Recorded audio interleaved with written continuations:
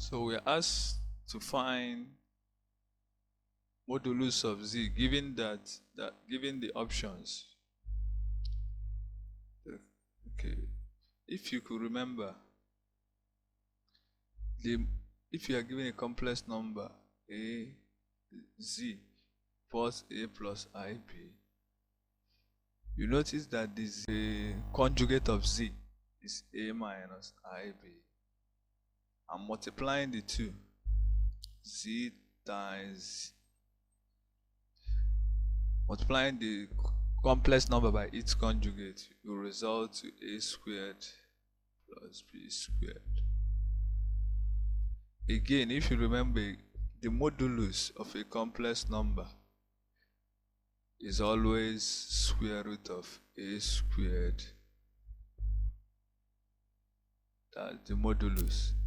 So what do you notice is the same thing as square root of z times that. So our answer is, it seems that these two are the same, so I omitted it. So the answer is B. The answer is B. So the next question we ask, one of the solutions to this is that we don't need to waste all our time in this question. If I don't know whether you saw the question I solved before, that each argument of the nth root of a complex, if you could remember, the nth root of a complex number is always r raised to the power 1 over n. That's the modulus. R is the modulus. Cos theta plus 2 pi k over n plus I sine theta plus 2 pi k over n. So I told you each of the n differ by 2 pi over n. So meaning as after getting pi over n, the next one will now be 2 pi over n plus 2 pi over n. The next one is now the value of this plus 2 pi. That's theta over n plus 2 pi over n as 1 plus 2 pi over n. So that's the formula. So z is now minus 1 raised to 1 over 5. So our n is 5. So the argument, let's get the first argument. Let's get theta. That's argument of minus 1. From the diagram, you see that the argument, this is minus 1. The complex number is here. So our argument is pi. Therefore, the arguments of the nth root is now, the fifth root is pi over n, which is pi over 5.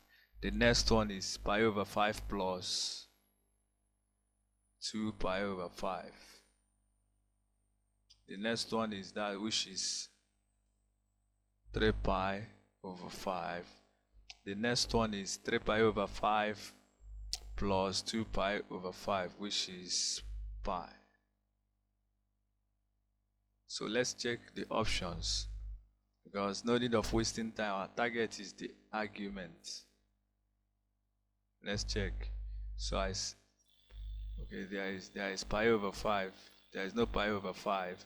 There is no 3 pi over. Okay, let's continue, because remember it will have 5 roots. This is 1, 2, 3.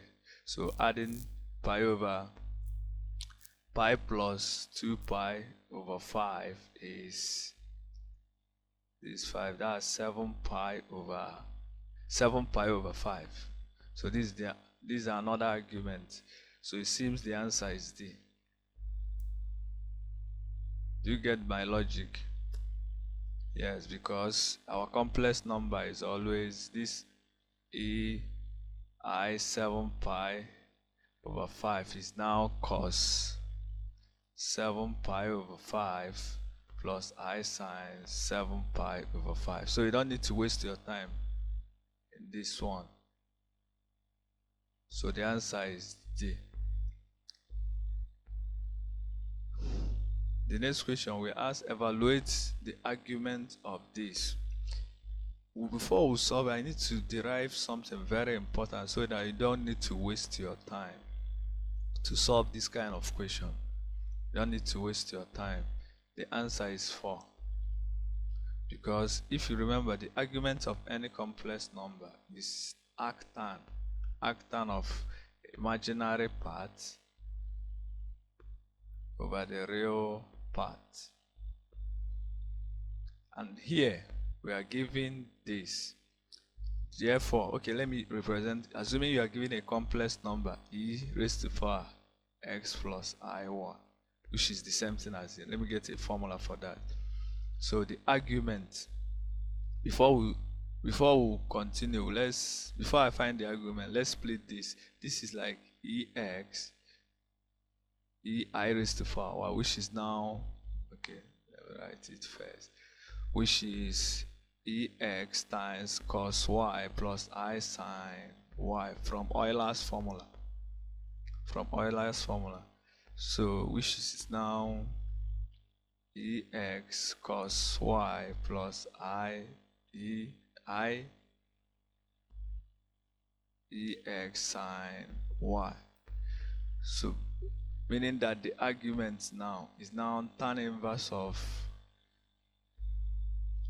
ex sine y, which is the imaginary part, over ex cos y, which is tan inverse of this gone, this done, sine y over cos y is tan y. And we know from our trick that tan inverse of tan y is y.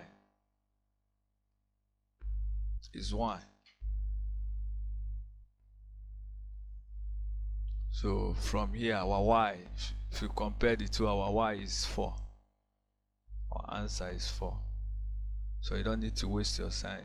So given anything like this, the argument, I'm saying that the argument of es plus iy is just y.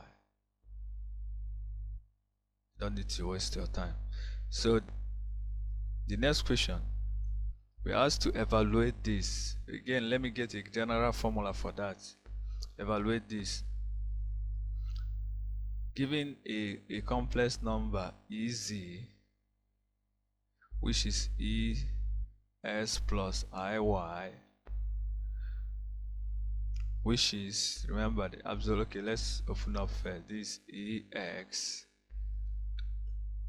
cos y plus I sine y.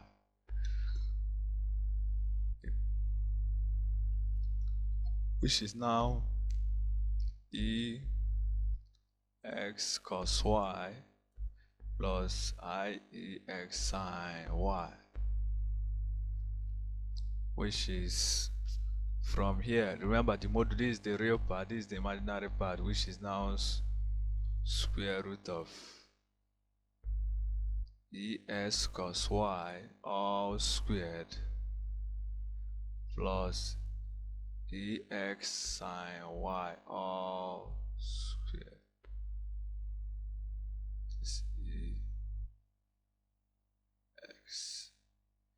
So expanding opening the brackets, we know that this ex all squared, this cos squared, I'm factoring es all squared,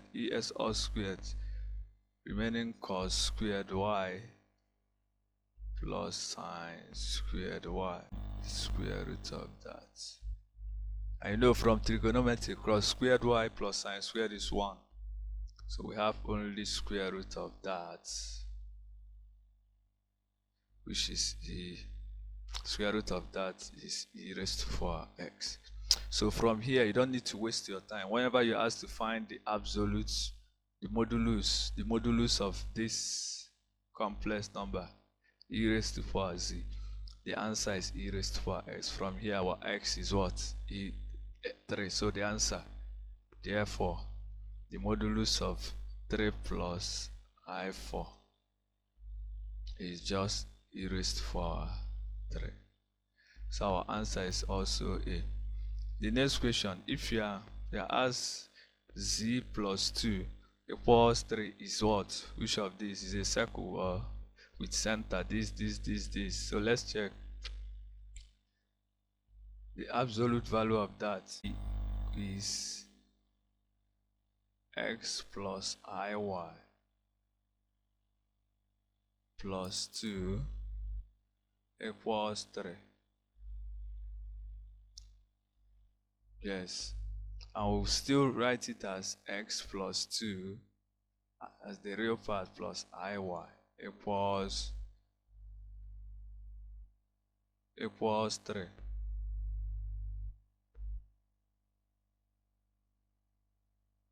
Equals 3.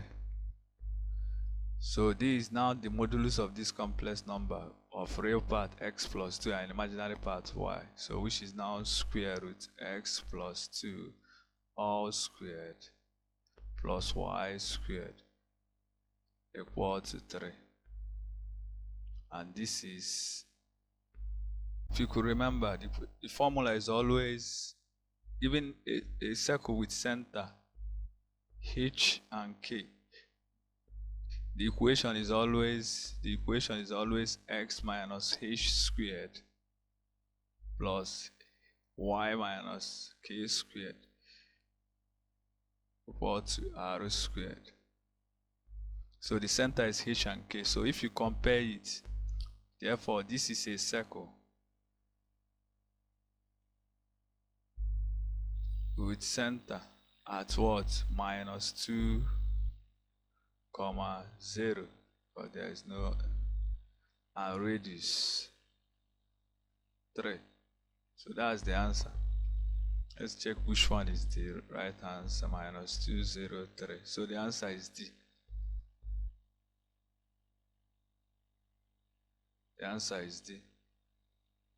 So the next question, we are asked to, the real part of this, we've solved this before using De Moivre's law, that given a complex number z, a complex number is 0 raised to 4 3 is just cos 3 theta plus I sine 3 theta. So if you could remember, cos 3 theta is 4 cos cube theta minus 3 cos theta. That's the real part. Imaginary part is 3 sine theta minus 4 sine cube. So that's this. So from this, the answer is A.